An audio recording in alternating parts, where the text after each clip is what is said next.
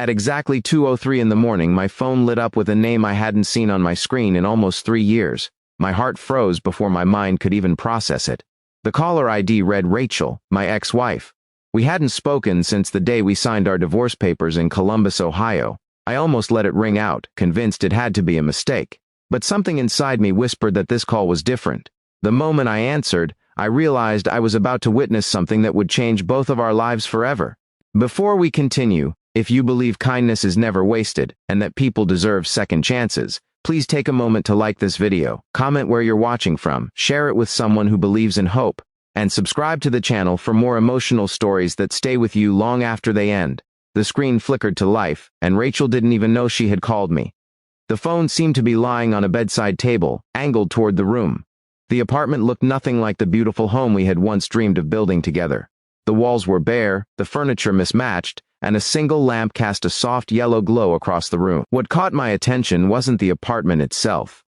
It was Rachel. She sat on the edge of the bed wearing an oversized gray sweater, holding an old photograph in trembling hands. Her shoulders shook as silent tears rolled down her face. Every few seconds she wiped her eyes before staring back at the picture, as if she couldn't believe what she was seeing. I leaned closer to the screen and realized the photograph was one we had taken years ago during a camping trip near Hocking Hills. We had looked so happy then, smiling beneath a sky full of stars, convinced life would always stay that simple. For several long moments I couldn't move. I wasn't supposed to be seeing this. I wasn't supposed to know that behind the confident smile she always showed the world, she was carrying so much pain. Then I noticed something even more heartbreaking. On the nightstand beside her sat several unpaid bills, a bottle of prescription medicine, and an eviction notice partially hidden beneath an envelope. My chest tightened. Rachel finally glanced toward the phone. Her eyes widened in horror as she realized the camera was on and that someone had answered. Before she could end the call, our eyes met through the screen. Neither of us spoke. She simply covered her mouth before the call disconnected. Sleep became impossible. Memories flooded back like waves crashing against an old lighthouse. I remembered meeting Rachel at a bookstore downtown. I remembered our first apartment where we celebrated promotions with frozen pizza because we couldn't afford expensive dinners. I remembered the nights we stayed awake talking about children, road trips, and growing old together. But I also remembered the arguments. When my construction business struggled, I buried myself in work instead of sharing my fears. Rachel responded by throwing herself into long hospital shifts as a pediatric nurse. We slowly became strangers living under the same roof. Neither of us cheated. Neither of us stopped loving the other. We simply stopped reaching for each other when life became heavy. Pride slowly built walls that neither of us knew how to tear down. By sunrise, I had made a decision I never thought I'd make. I drove nearly 2 hours to the apartment complex where I knew Rachel lived. I wasn't sure if she'd even open the door. Maybe she'd tell me to leave. Maybe she'd think I was trying to reopen old wounds. She opened the door looking exhausted, her eyes swollen from crying. For a moment, neither of us said anything. Time seemed to stand completely still. I quietly handed her 2 cups of coffee from the cafe we used to visit every Saturday morning. She stepped aside without saying a word. The apartment confirmed everything I had seen during that accidental call. The refrigerator was almost empty. Boxes were stacked against the wall, ready for a move she clearly couldn't afford. The silence inside the room carried a loneliness that felt almost unbearable. Over the next hour, Rachel slowly shared the truth she had hidden from everyone. Shortly after our divorce, her mother became seriously ill. Rachel spent nearly all of her savings caring for her until she passed away.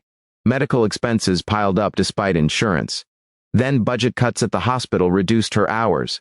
She picked up temporary jobs, sold most of her belongings, and quietly struggled without asking anyone for help because she was too proud to admit she was drowning. Then she admitted something that broke my heart completely. She never stopped blaming herself for our marriage ending. Listening to her, I realized something equally painful. Neither had I.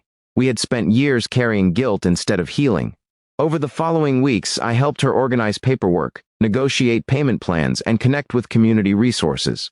I repaired things around the apartment, not because I expected anything in return, but because helping somehow repaired pieces of me too.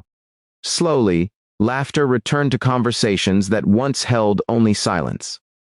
One afternoon, while sorting through old boxes, Rachel found the same photograph she had been holding during that accidental video call. We both smiled at the younger versions of ourselves staring back from that faded picture. They looked so certain that love alone could survive anything. Life had taught us differently. Love also required humility, forgiveness, patience, and sometimes the courage to make one unexpected phone call or answer one. Months later, Rachel accepted a full-time position at another hospital in Cincinnati. Her financial situation improved, and for the first time in years, hope replaced fear in her eyes. We didn't rush back into romance. Instead, we rebuilt something much stronger than what we had lost: trust. Nearly a year after that accidental 2 a.m. call, we stood together in a quiet park overlooking the Ohio River. The sunset painted the sky with shades of orange and gold. There were no dramatic speeches, no movie-style moments. Just two people who had learned that broken hearts can heal when pride finally steps aside. Sometimes life doesn't give us second chances because we deserve them. Sometimes it gives them because we finally become the people we were meant to be. If this story touched your heart in any way, please take a moment to comment with the words, "Hope still lives." Your comment may remind someone else that even after heartbreak, healing is possible.